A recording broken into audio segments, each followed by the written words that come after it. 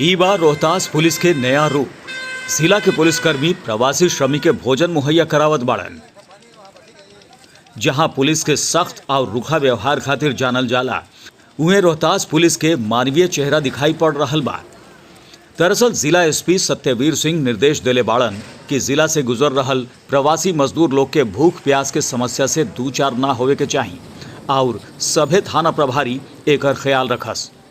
काफ़ी बड़ी संख्या में लोग फिर से पैदल, साइकिल से, अन्य वाहनों से इतनी बड़ी गर्मी धूप में सब लोग बाहर से मजदूर लोग आ रहे हैं।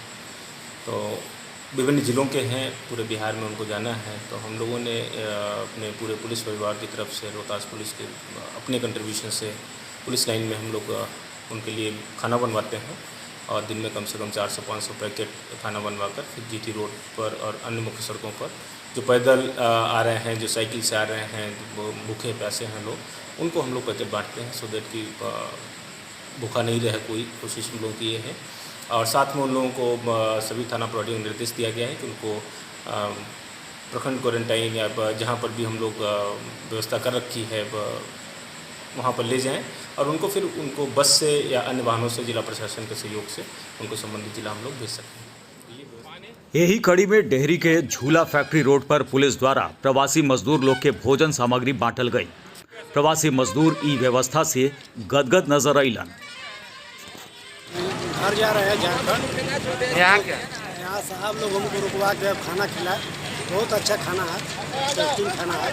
बस खाना खा के मुंबई से आ रहे हैं, रोहतास जिला के पुलिस वाले हमको खाना खिला रहे हैं। वो रोक करके अपना मर्जी से बुला कर खिला रहे हैं और खाना बहुत अच्छा है। कहाँ जा रहे हैं? मैं पलामू जिला जा रहा हूँ। रोहतास पुलिस के ई प्रयास प्रशंसनीय बा और वैसन कदम से आम लोग के बीच निमन संदेश जाई और कोरोना के खिलाफ लड़ाई में भी सहभागिता में इजाफा हुई।